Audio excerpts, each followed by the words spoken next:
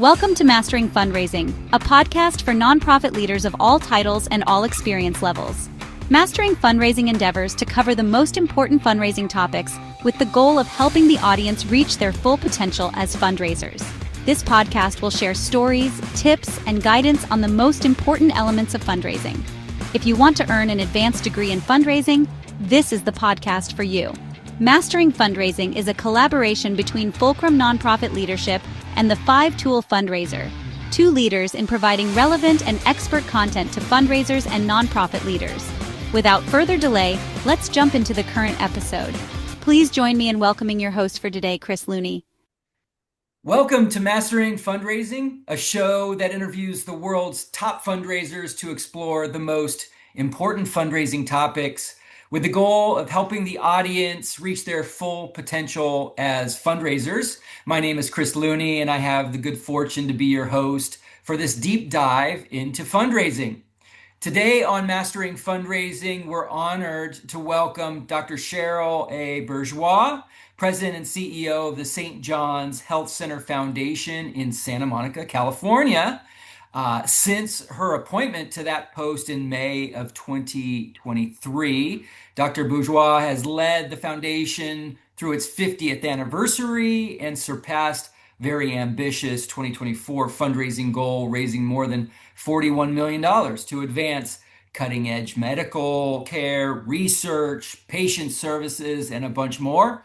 And with a background in philanthropy, leadership, and a passion for community-driven impact, she guides strategic initiatives that really fuel innovation and supporting lots of cool areas like oncology, neuroscience, women's health, community wellness, and all of the things that we need to keep us healthy in this world.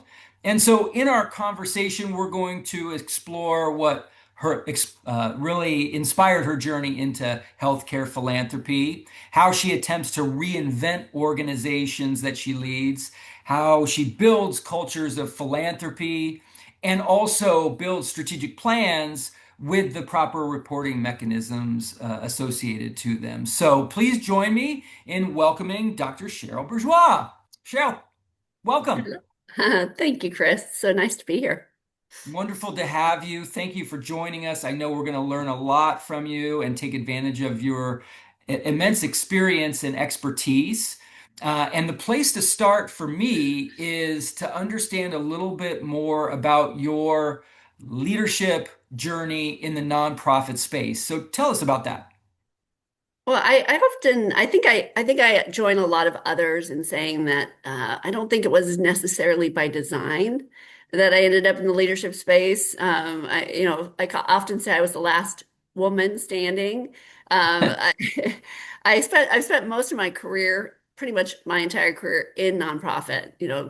Starting with organizations like the Muscular Dystrophy Association, City of Hope, UCI, and found myself at Chapman University. And two of my more senior supervisors, the head of the advancement team and the second in command, both pretty much simultaneously left the organization during kind of a struggling period of a large capital campaign, the largest in the institution's history. And I was the most senior person remaining, and was tapped to serve an interim role, and then asked to serve the permanent role of vice president. Yeah. To be honest, I said no. I said no originally because I didn't think I was ready. And to be Very honest, good. I don't think I was ready. And Fair. but I just the president at the time, persuaded me to take the job, and I kind of felt like I was operating a fast-moving train while running beside it. Right. And went through all the feelings that you do when you're learning something new and still having to guide it. The imposter syndrome, and I made so many mistakes, and I took risks that I didn't know otherwise not to take. Very good. And I try not to make the same mistakes more than once. Perfect. Yeah, exactly. And so, and I ended up being there for more than 20 years. And so, Amazing. I think it ended up working out, but I certainly don't think that Yeah. I don't think it was by design, you know. Understatement. Yeah. Yeah. Well, that's good. I mean, shame on anyone that thinks that a leader can thrive without making mistakes.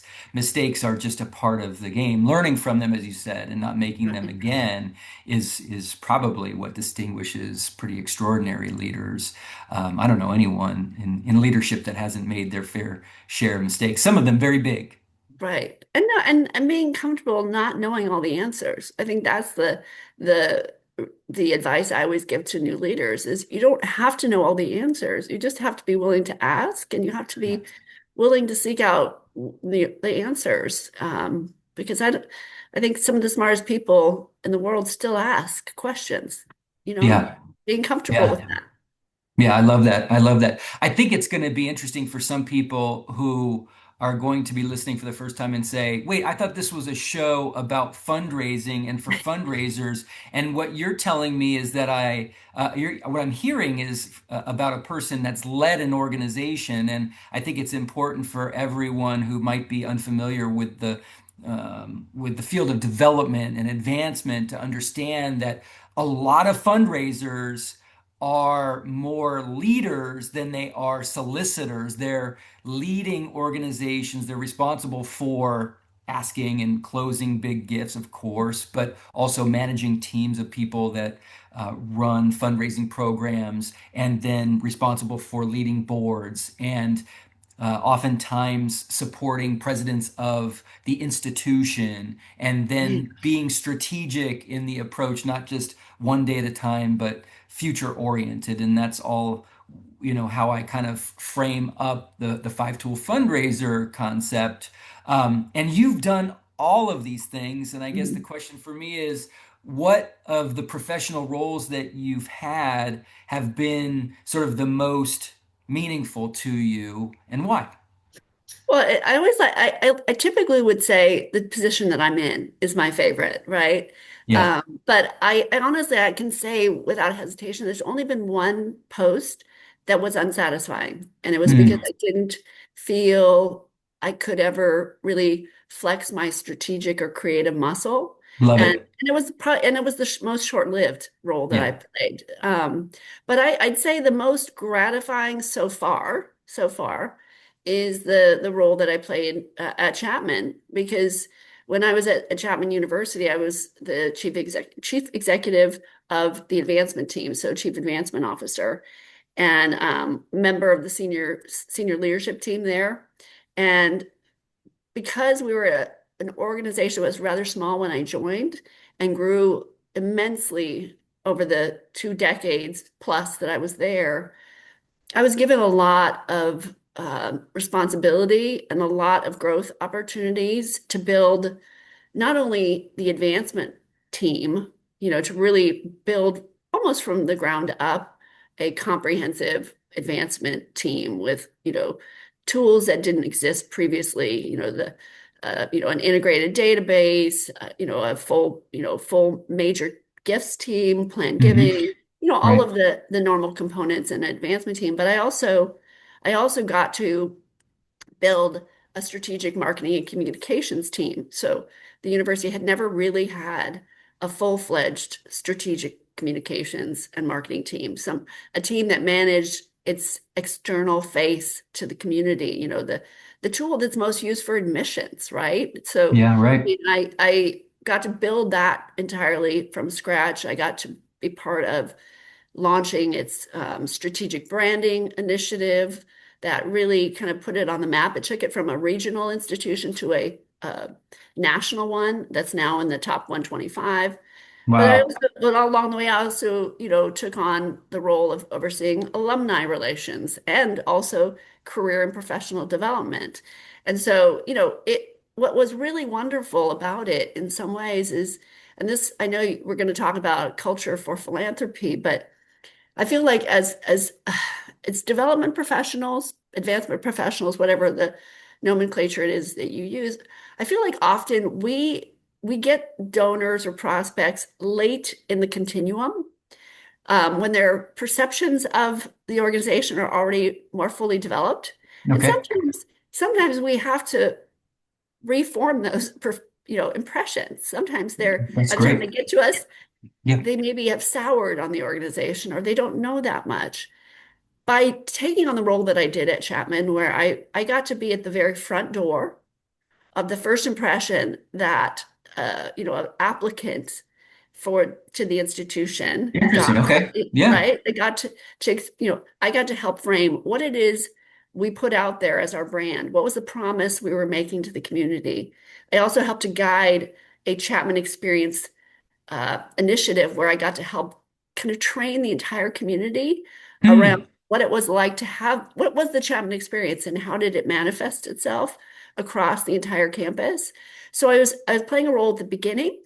I was playing a role in the middle in terms of, helping make sure that we had continuous, applicants to the institution, right? Right. I also played a role in the career development piece of helping our students find jobs. Then I also oversaw alumni relations, so making sure that they were getting seated, they got, traction into their careers. And then I knew how they felt about the institution. I had helped shape it. So it wasn't like I was coming into the conversation at the very end when they're Right. graduating. I got to play a role in the entire continuum and then help to hopefully nurture it into the next stage, which is giving back to their institution and also hopefully, ultimately becoming a planned gift, donor so that we'd have that entire continuum. So to me, that was, and that's why now at my new role at St. John's, I'm doing a lot of the same things. I'm, I just launched a strategic marketing and communications team. We just launched a new brand. So I'm using all of those tools now in the Yeah. healthcare space. So I would say so far Chapman was my finest role or most special role, but I'm getting to use some of those things now in Yeah. the Yeah. It's funny in these conversations how much you realize that your previous experiences really do form a foundation upon which you can build greater success going forward. You know how to do things because you had the experience that you might have done for the first time in a previous role. right, right, And right. I love that. Well, yeah, I imagine that as amazing as you are, there were probably some influential people that helped you along the way to become the leader you are today. And I'd be interested to know who some of those great influences were, or are, and maybe they were mentors or other relationships. But tell me a little bit about the people that were really helpful to you in propelling your leadership. Well, fortunately, I probably one of my most influential mentors is still somebody that still influences my life. Given my long tenure at Chapman University, I got to spend almost, I think 18 years working under the former president, James L. Doty. And, Jim was an economist by training. Hmm. So he was very focused on, very sound business decisions in building, not only a vision, but strategic plans, growth models. And, it was just such a great schooling on how not to, take on too many things all at once. That learning scalability really in real time about Interesting.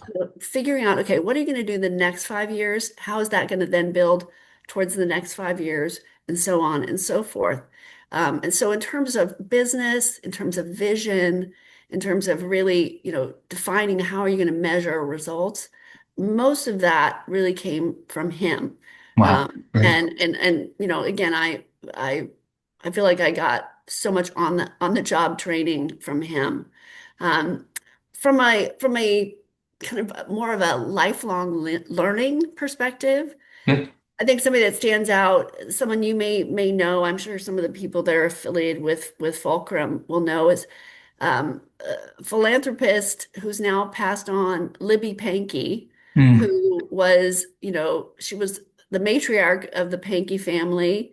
And, she and her husband, Ed, were agricultural, people that turned real estate developers, as so many of the people in Orange County, Southern Right. California, Yep. became. But I mean, Libby was ahead of her time when she passed on in 2021. She was 104 Oh my years gosh. old, and I feel so blessed that I got to spend, probably 20 years, you know, being educated by her on life. I mean, Yeah. this is a woman who went to college. She went to Pomona College.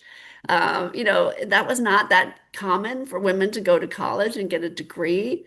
And then she joined her husband and was really an equal partner in their business. She was in the World Affairs Council. She traveled the world. She, ate dinner with kings and prime ministers, but she also, scuba dived and learned to fly her own plane. And the really the message, the theme of what I'm saying is she up until her final breath was open to new ideas, open to learning. She loved music and dance as much as she did politics, and she never had an ill word for anyone. I can never recall her ever having an ill word. It was always she was always so optimistic, and the first thing she wanted to know was how you were. It was about how you were doing. She never talked about herself unless you really asked her, because she was so fascinating. So to me, that having kind of that the yin and yang of those two individuals Yeah. has Wonderful. been incredible. That's great. That's great. Well, you have experienced much, a variety, and learned from people, learned from roles, and been involved in so many different aspects of fundraising and leadership. I'd love to know if you've sort of developed your own philosophy on nonprofit leadership or even fundraising. Oh, I'll make it broad for you. Like what have you learned, or what kind of foundational principles would you say are critically important? Well, I think that I would say first and foremost that y- we shouldn't treat nonprofits any differently than we would treat any other business. Okay. I feel like sometimes there's a belief that a nonprofit you have to kind of, discount or reduce expectations. I think we need to set our sights high. We need to, Mm. strive to be the very best, just as any other company would. Yes, we're nonprofits, but that doesn't mean we can't be profitable. We may Yeah, not we're have, for purpose. right, Nonprofit only means for purpose. right, exactly. And so, but I think that, that we get caught up in this. How much does it cost to raise a dollar? If you go over 25 cents, then that means you're not being successful. We don't have shareholders, but we have stakeholders. And I think those are even more important as lead and guide an organization that is so purpose driven. In fact, we need to be even more efficient, I think, than other companies in how we operate. Right. Um, we need to hire good people and we have to pay them well. So, we can't just expect to get, mediocrity will breed mediocrity. So I think that, my philosophy is learn from the best in the business. Don't we're all in an experience economy, just as Amazon or Disneyland or something, other organizations are. How is our experience going to be infinitely better than someone else's? There's always going to be companies or nonprofits or other competitors that are scrappier, hungrier, and ready to eat your lunch. So are you seeking for continuous improvement? Are you always seeking to evolve? Because if you're not, it's very likely that you're gonna start to fall behind. You're gonna become Mhm. static. So that's always been my philosophy is continuous improvement, doing better than you did yesterday, Yeah. um, and we're always looking forward. What's the next? Where can we be next? And kind of never arriving. Never. You never arrive. You never settle for where you're at. It's like, what's Which next? might be so frustrating to a lot of people, right? Who just want there to be a destination, a finality to something, but I think in leadership in the nonprofit sector, especially when you're striving to lead an organization into the future, there can't be a destination. There has to be this constant improvement mentality. Yeah. Well, I mean, Chris, look at, I mean, I'm always reminded of a video I saw at a case conference, and that brings up one other point, and that's keeping connected to organizations like Fulcrum, being Yeah. involved in like Yeah. learning from others, right? But Learning from others. I Yeah. was at a case conference once, and I remember seeing a speaker who showed a video of the CEO of BlackBerry when they were at the very top of their game. And he was interviewed, and it was kind of prophetic because the interviewer said, "Hey, what's next? Where do you guys go from here?" And he had no answer. Really, he's like, "Well, I don't know." And he said, "I guess we're going to ride this to the moon or come crashing to the earth." Within a year, Right. the iPhone had started to, take over the market. Yeah. And how many Blackberries do we see now, Yeah. right? Right. Right. How many Kodak cameras do we see? How many Blockbusters? So I always think about like those companies became obsolete. They Yeah. became irrelevant.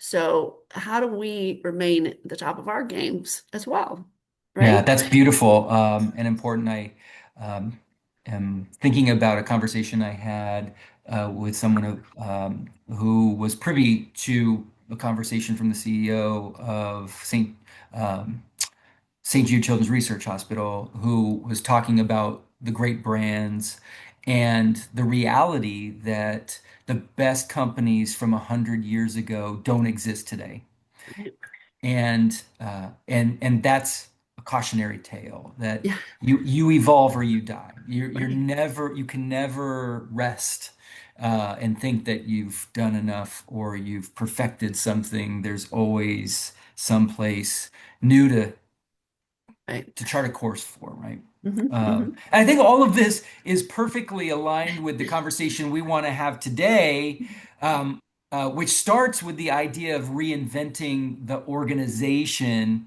when you're a new leader, precisely because there is a capacity for things to become stale, routine, or expected, right?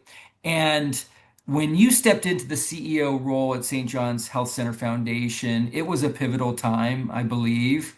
And I'm wondering what some of the first steps you took in assessing where the organization needed to evolve. What were those? Well, as you said, I succeeded someone who had been there for 33 years. And that person had been the kind of the first official president CEO of the Amazing. foundation. So yeah, it was important. It was incumbent upon me to have done my homework before even, going through the process. So I Good. did a lot of homework, and, talking with anyone that I knew in the community that might know of the organization, even before going down the pathway of the recruitment process. But and I could tell from afar, just looking at the makeup, that I assumed that there were some gaps in the organizational structure, Naturally, yeah. right? But again, you don't want to come in and upset the apple cart and cause so much stress that you end up losing the good people as well as those that may be better, Precisely. Yeah. right? So important. So I spent, a good amount of time. I talked to every single one of the team members, every single member of the team. I asked them why they joined the organization. I looked at their job descriptions. I asked a lot of questions of them. I interviewed, well, I not interviewed, but I met with every one of our trustees, and there's more than 100 Woo! trustees. So I met with every single one of them. I spent time talking with all the health center leadership. I spent time meeting with our clinical institute leaders, a lot of our physicians in the community. I just spent a lot of time trying to understand what was the culture, what was the place like, what made it, were my assumptions true? Mhm. Were they Good. accurate? Did I miss anything? And where were the political landmines that it's always, or often it's small things that you can think are going to be insignificant that when you go to change them can be the most jarring. So I would try to figure out what were those sensitivities or relationships that I just needed to be mindful of. And Yeah. you Love it. know, I also hired a firm to do a little more of a forensic deep dive, looking at Perfect. data, looking at structure. Again, it was more of an affirmation of some of the things I'd been thinking. And it was powerful for me then to speak with the board and say, here's the direction I think we need to take. Here are the challenges I think if we don't make these changes, here's because the board was very, very interested in seeing change. They wanted to see growth. And so, but I wanted to show them the way and also make them aware that this was going to end up, there is going to be a little, disruption. You Yeah. can't make change without there being a little bit of disruption. We're going to try and manage it, but to be mindful. And that's how we got started. Yeah. That's great. So I think it's important to understand that people were looking for some level of evolvement. Right. You were able to develop a roadmap for the future based Right. on your listening tour. And through that listening tour, we're also probably able to identify some of the gaps Mhm. that naturally exist. I mean, the dirty little secret, I suppose, is that there is no organization alive that doesn't fail in some areas. There's always places for improvement, and good to know where those are. I'm sure you also found incredible areas of strength where you would not want to make any dramatic changes. Right. Um, but, the reality is that you were in a very difficult position because there were probably some sacred cows. There were ways that we've done things, resistance to change, a rich history to honor, a legacy to honor and protect. Right. And so how did you navigate that change leadership that needed to happen? Well, you hit on it on a couple of matters when you talked about kind of not sacred cows, but more that again, this person that had been leading the organization had been a beloved member of the board before becoming Oh, CEO, and interesting. he had done a great job. I think sometimes it's like a founder syndrome where you're there, you're guiding the organization, and I think it's almost an unintentional complacency. You think everything's okay. And again, if you're not integrated into the community around you, that's again why I think it's so important that every organization stay connected to their industries, get to know the people outside as well as inside to see what's going on, what's happening. And Yeah. I think there was a lot of that. So, again, I had a very solid foundation. We had raised $1 billion before I joined the organization, and there was tremendous opportunity. And fortunately, my predecessor stayed on as a life trustee. So to me, the worst thing that anyone can do is come into an organization and belittle or berate anything from the past. It makes anybody that's affiliated with the organization feel bad. Yeah. It's disrespectful, and it just doesn't do any there's no value in it. So I celebrated my predecessor. I was so happy that he remained involved. Every time he's at an event, I try and celebrate him and recognize the contributions that he's made and how grateful we are that he remains involved. I got lucky that the year that I started, we were on the verge of celebrating the 50th anniversary of the foundation. So I immediately went to action I was way behind. If you know anything about trying to celebrate an anniversary, you want to start planning it probably 5 years. Right. Especially like a 50th, right? Right. So, But I took advantage of that. We created a brand and affixed it to everything we did. We tried to pull out, in, you know, and honor significant landmark kind of events and activities that happened over those, 50 years, um, and recognize the different milestones and the key figures in our history.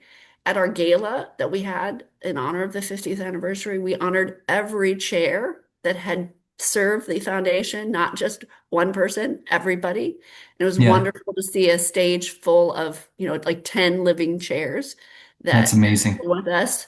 And so it was about really, first and foremost, honoring the past and recognizing that, as we all have heard, you do stand on the shoulders of giants that come before you. So now it's up to you to leverage that, to springboard on Perfect. them, right? Yeah. And Yeah. do more, right? It's now your responsibility to activate that. So those were the steps, and honestly, we have tremendous opportunity because of that long institutional history with so many of the team members that had been there Yeah. for multiple decades. Yeah.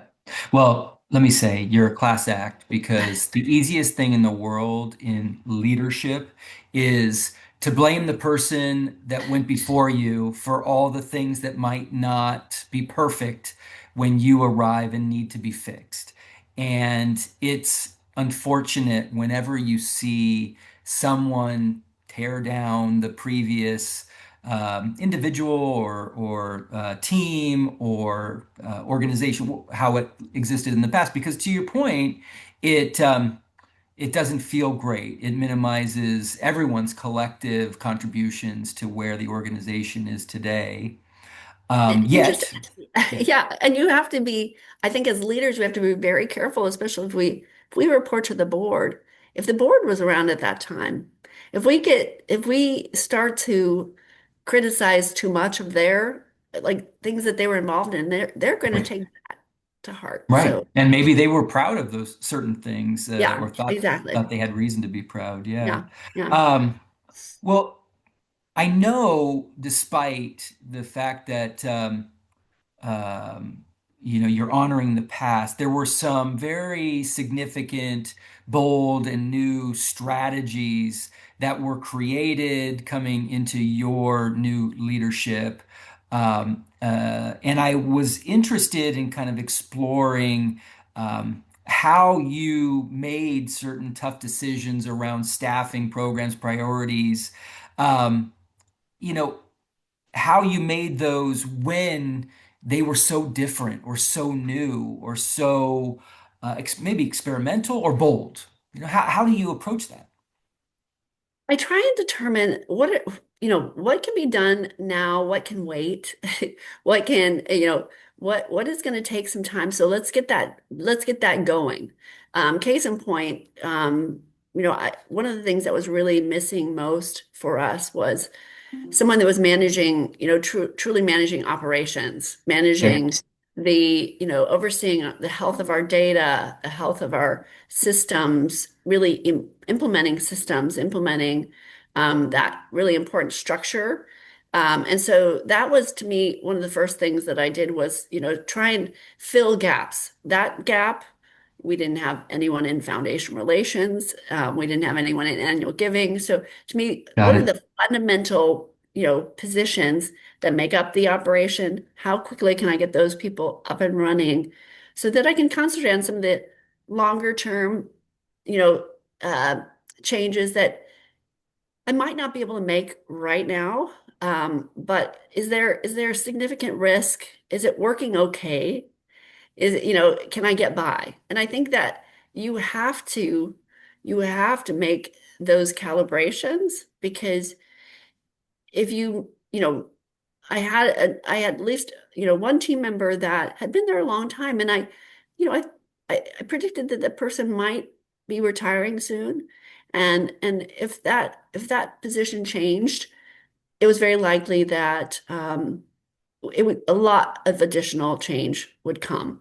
And so in that instance, it was just a matter of waiting because Hmm. it was not going to prove that useful for me to make to push that to happen sooner.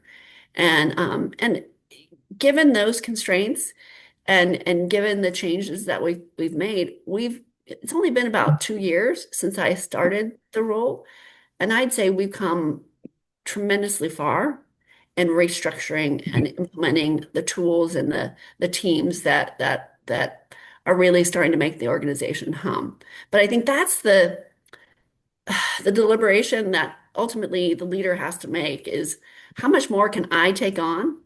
How much more can I do so that, ultimately we're going to get where we need to go, but it's going to be a lot initially until you get the right people on the bus, until you get the right team around you, and you create a team that is all subscribed to the new vision of where you want to go. Oh, Because good. I think the fact is you you rarely are going to come into an organization where everybody immediately believes and buys in. If you can get the greater percentage of people to buy in and join the vision, Yep. great. But I think you just sometimes it is a waiting game, unless you want to cause the organization too much unrest. Right, right. You can, you said panic, I think, earlier, which is fair, but also stress. I mean, just unnecessary stress to staff, unnecessary Yeah, stress to the board, unnecessary stress to maybe your community stakeholders. right. I think Yeah, there has to be some desire and preparation for right. that change, to reduce some of the resistance, the headwinds that you might face.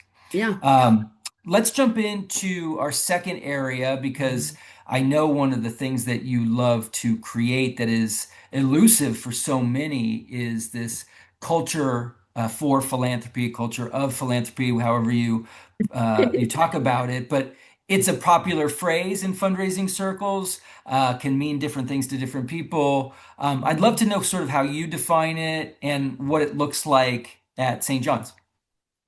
I subscribe to the culture for philanthropy instead of, Good, but good. Thank that's you. just my belief system. But I think, wherever it is, whether you're in higher education or in healthcare, I think it comes down to everyone across the organization not only knowing and understanding what philanthropy does at the institution, its value, its impact, but they understand it, they appreciate it, and they embrace it.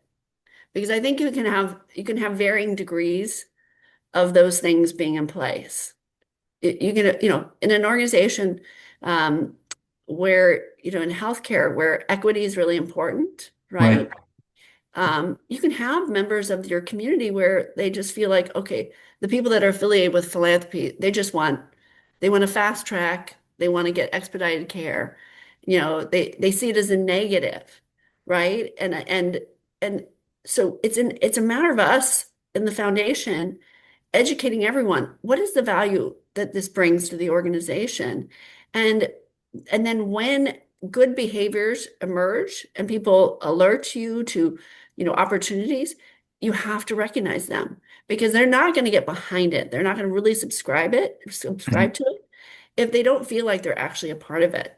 And it's harder to get a true culture of philanthropy established if you don't not only begin by educating and engaging the entirety, because going back to my original example of saying that as philanthropists, often they have a perceived view of us that's developed by others that we don't have any relation. Like they come to us somewhat fully formed on their opinions, right? Right. So if we don't win over our team members that are delivering care or delivering education, or then they may just not have a great experience, and we're lost before we even start. So to me, it's a matter of, you know, communicating, recognizing, thanking them, Mm. showing the gratitude that, every step that they've taken has bubbled up to, you know, uh, participate in the ultimate gift to us. We're just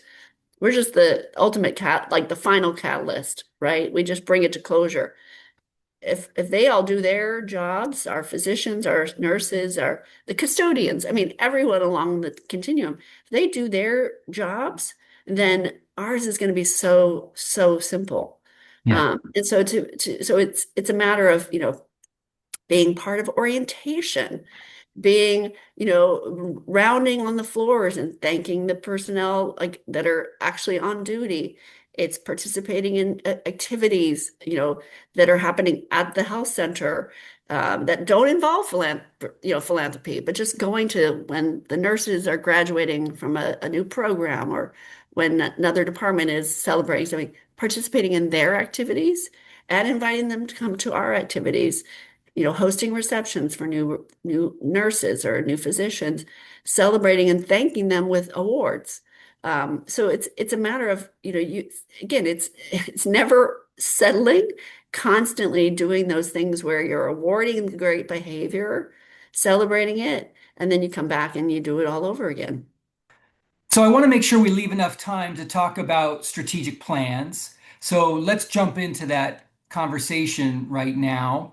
Strategic planning for fundraising isn't just about setting goals, it's about creating clear accountability. And I'm wondering, how do you approach building a plan that's both aspirational and measurable?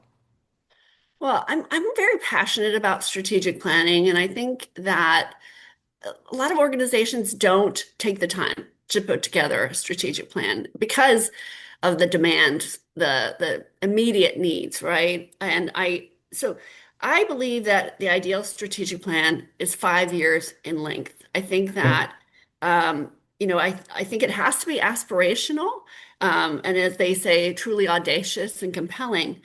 And I think any really visionary idea likely takes you longer than you think. And so that's why I believe in shorter, uh, more uh, focused strategic plans that focus really on only five main objectives or Okay. less, and that are associated with how your operation is structured. So if you have fundraising, if you have operations, you have marketing, you have donor relations, however you're structured, they should coordinate and connect back to the structure because it, it Right. gets it gets to the point of measurements. But I think the reason I focus on a 5 year strategic plan that is scalable to the next 5 year strategic plan Okay. is because I think far too often the mistake that organizations make is that they put down on paper everything that they think they need to accomplish in their Yeah. strategic plan. They almost overdo it, and Yeah. it ends up being hundreds of pages long, and it's this voluminous document that really is not actionable. And it sits on a shelf and really never gets referred to until somebody says, "Oh, I think we should do a strategic plan." So I like to think of it like a house, building a house. Okay. And if you think about building a house, you need to understand where are you building this house? How Okay. big is it going to be? Hmm. How many floors? How many rooms? How many people is it going to serve? Are there special features that are going to go into this house? Special details. And if you think about it that way, you need to understand, and this goes back to the organization. Need to understand where are we? Where are we building this house? What Okay. does our competition look like? What are they doing? What could we do different? Mm. What are our strengths, weaknesses, opportunities, and threats? SWOT analysis. What do the stakeholders think of us? Our partners? What do our constituents think of us? Mhm. What could we be doing that we're not? Um, and then at the end of the day, that information, that data can translate into the measurables. And it can also help you to focus in on what is the foundation. So again, going back to the house, what is the foundation? What are the things that have to come first to make you solid, to make you stable so you can build the rest of that house? So it Okay. allows you then to prioritize and build that first 5 year strategic plan that, provides you that firm foundation for long-term as well as short-term growth. Makes sense. Makes sense. Yeah, I like that. And there must be Mm. certain metrics, KPIs that you have to place into this plan to help. keep you accountable, to help you measure your results, to help you share those results with your board and leadership team. Talk to me about how you evaluate your progress, how you evaluate success. What do you measure? Again, if you go back to the analysis that you do before embarking on a strategic plan, you're going to know where is your room for growth. That might be in pure donor count. You want to grow your donor population, or you want to retain more staff. You've had a good amount of turnover. Maybe you're not getting information out to donors efficiently. Maybe you're not sending out the receipts timely enough. The research that you do at the front end will yield the measurables, the KPIs that will allow you to measure the long-term plan. But I think you need to take one more step. And I think that you really, as a leader, have to bring in your team. And you need to assign responsibility to different aspects of the strategic plan to your team so they own it. And they're also helping you to define what are the ways we're going to measure success. Because I think that at the end of the day, you really can measure every area. Some people say, well, I can't measure marketing. Well, you can. You can measure open rate on a newsletter. You can, measure the strength and health of your database by the number of returned pieces of mail that you get. Mhm. Uh, you can measure, health of the database by effectiveness. I mean, did this mailer yield better response than the others? So I think by first assigning responsibility and the actual construction of the document to the members of your leadership team, encourage them to not only help build the strategic plan, the 5-year strategic plan, but then turn it into annual goals that end up bubbling up to that larger plan that allow you to measure your KPIs and your key measurables each year, as well as at the end of the strategic plan to see how successful you've been. And it also allows you to calibrate along the way because of environmental factors, right? Things can change, and you can't always predict the things that happen along the way. Yeah, well, you would know that well given the LA fires that occurred. I'm sure you did not factor an event like that into your strategic plan, so your plans have to be nimble enough to adapt to those environmental changes that you can't predict. Exactly. I mean, I don't think any of us would have seen that coming.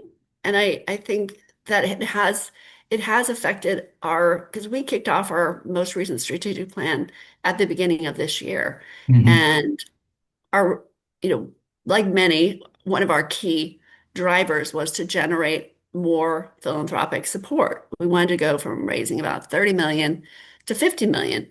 And I would have said that we were well on track to do that at the beginning of this year, but we lost about 25% of our population of donors from last year who lost homes. We know that based on their zip codes. Those Right. homes are no longer there. So you need to be able to be prepared for those kinds of changes.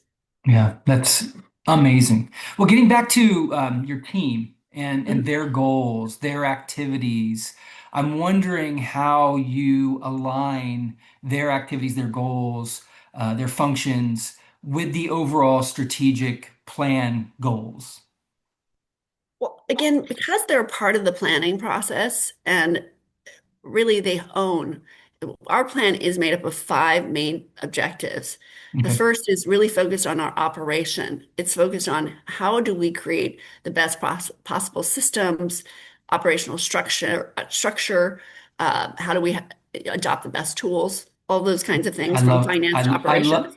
I love that because I feel like too many fundraising operations, organizations, um, miss or don't understand the value of systems, just what it takes behind the scenes to make that sausage, to make things so great to the donor, to the prospective donor. So I love that's the first kind of thing that you focused on.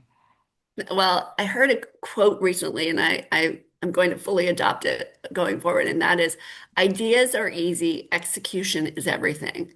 And I think that goes back to why we have to make that. We have to make operations and our structures absolutely essential because it is the foundation. Going back to the house analogy, is the foundation for building the house. Without it, we are not going to have a stable foundation. We're not going to have a stable infrastructure to build that house. And so we start with that, but each of the pillars. So I said operations was the first one. The second was really focused on culture, creating the culture for philanthropy that is essential because we can't do this work alone.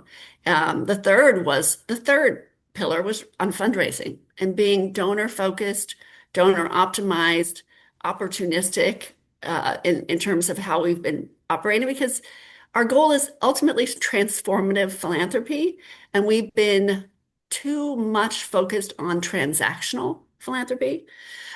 Fourth was building a better and stronger brand for the institution.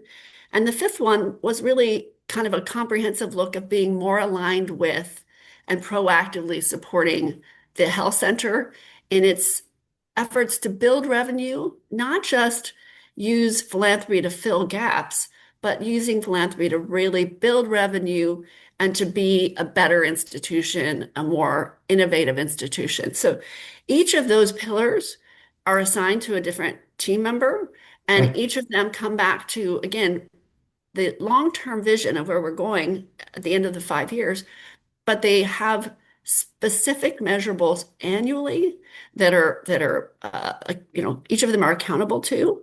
And one of the things we really try to do is we report not only to our board, but we've encouraged each of our leaders to encourage their team members to have their own goals.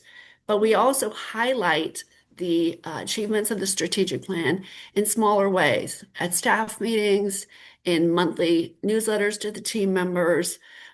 We try and use it creatively so they're not feeling like they're being, uh, clubbed over the head about the strategic plan, but they're excited about the achievements that are being made. So it's that kind of combination of taking it to our board, taking it to our staff, but also we do a report out once a year to our public and actually print a piece Okay. that will it'll capture our achievements. That's great. And that leads into the next question I had, which was around the cadence for evaluating progress, making course corrections, publicizing wins. How do you think about it, sharing out those kinds of things with your stakeholders? I think, again, going back to environmental factors, I think you have to be prepared to pivot quickly. I don't think you should wait till you feel like there is no turning back before you make some minor adjustments. So I think you have to be nimble enough and willing enough to make adjustments, recognizing the changes that have occurred.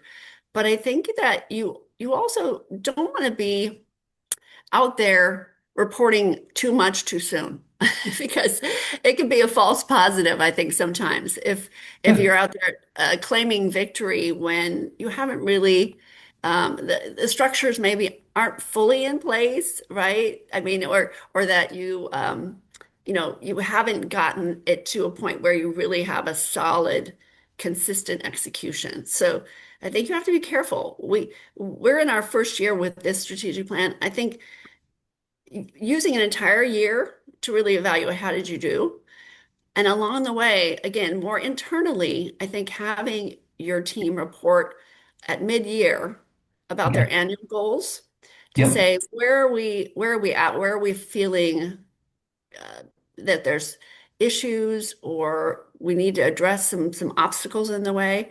I think having time together as a leadership team to evaluate progress and see how things might need to be adjusted can be effective so that you end up using the remaining runway of the year, 6 months to get to where you need to go, or at least be ready and kind of alerting the board that perhaps that goal isn't going to be on track. Maybe we're going to need more time to achieve it. So it's Yeah. a kind of fine balance of not don't don't claim victory too soon, Yeah, because too very much. good.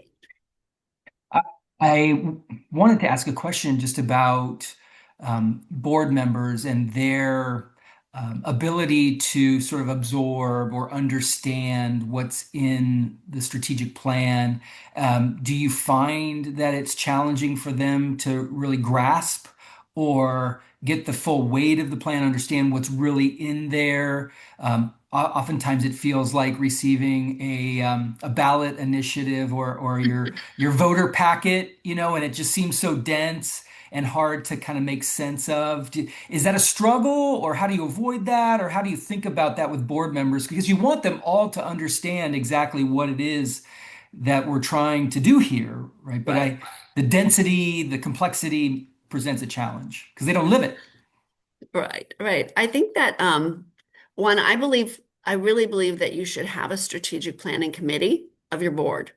Okay. Even if it doesn't meet as often as other committees do, it may only meet once a year. It may not meet, but once every other year, because the heavy lifting is at the beginning of helping to develop that strategic plan. And while again, the board is not going to be doing a lot of the detail work, having them there and hearing where the challenge is, where are we starting from, what has the past told us? Because I think sometimes board members, even if they've been involved for a long time, staff maybe hadn't communicated that there had been a decline in giving. There had been a decline in number of donors. When you show them the charts and you do that homework and you show them, here's the starting point, here's where we were, here's where we are, and here's where we want to go. And this is going to be an uphill battle. You need to make them part of the process because then they're more invested. So I think you start with a strategic plan committee and you also then, I think, need to present the plan in an executive summary format for the larger board and the constituents. The two ways we've done that is we used a very public retreat where it brought together a large portion of our board where we kicked off the plan because it was our first as an organization. We shared it in an executive summary. I presented it with my strategic planning chair committee chair, and we presented it to everybody. We explained why were these the objectives, why were these Right. the initial goals, and then we also shared it with our larger donor constituency at a State of the Health Center event, because the more we make them aware of it and show them how they can be part of it, how they own it, how they're contributors to that success, not just staff. I think it makes it more real and it makes them feel prouder and of it and or sad if something doesn't get achieved. They want to see it be successful. So I think you really do need to make them owners in your vision. Yeah, that's great. And I know you've done some great publications where you've attempted to really make it very brief, I Hmm. suppose, Hmm. and clear what those strategic goals are. You've probably also figured out ways to show where things are in great shape, where things are needing some more work and where we may be falling behind or need to pay a little more attention. Probably you've figured out Well, all kinds of things like that, right? well, thank you for mentioning that because I think a strategic plan has to be such a part of your daily operation. It should be so easy to remember exactly what it is you're trying. Like, it should be that easy. It should be It that should be, yeah. integrated, and it should be, if you start to hear it come back to you from your constituents or your board members, they're reciting it to you. Uh, then you've achieved something because it has become part of the culture and everybody is kind of rallying for that success. So yes, you have to find ways. They don't have to be hard, they don't have to be long.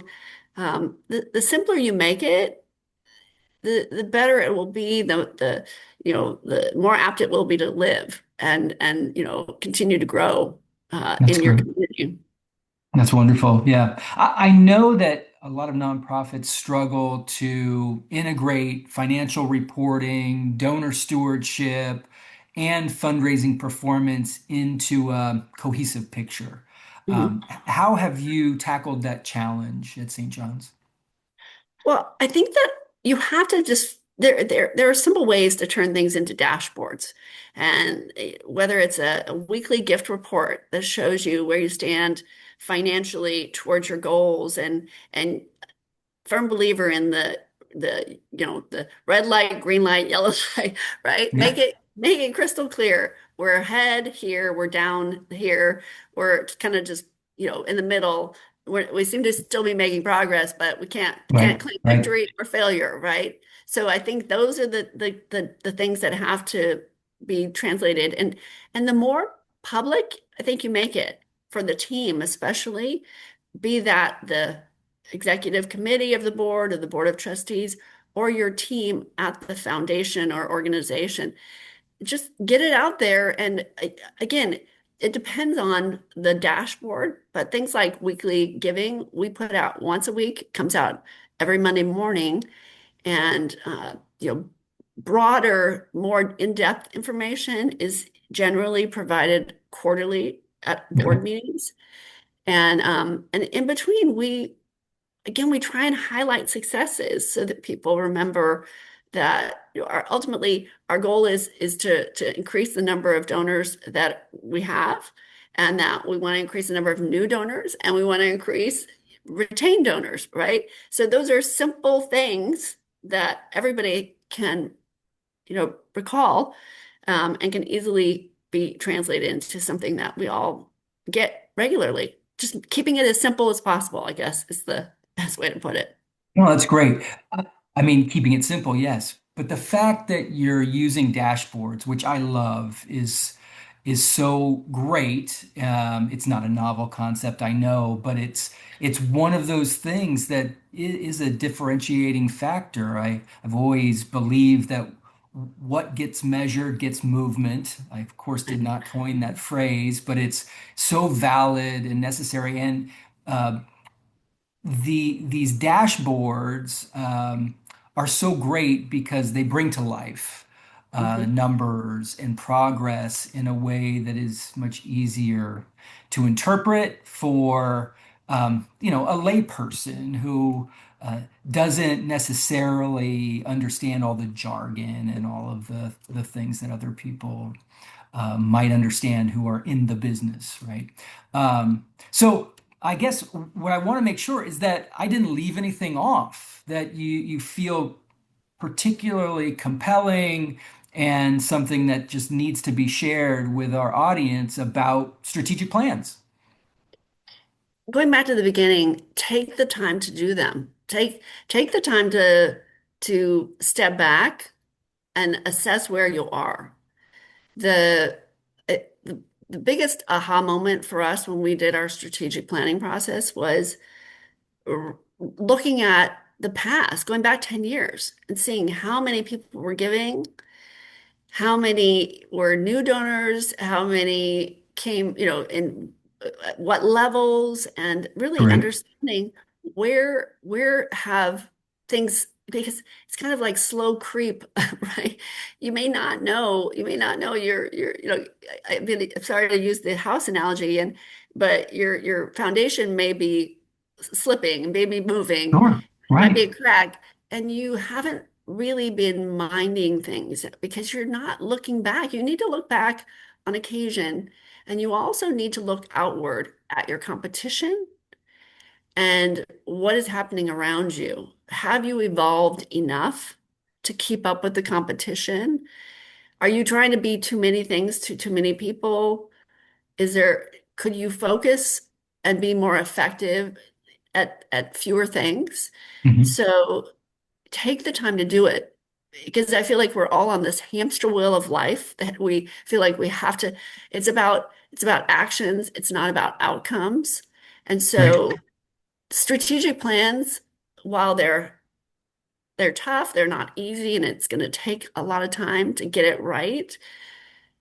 It will be so valuable in how you then chart your course and pathway forward.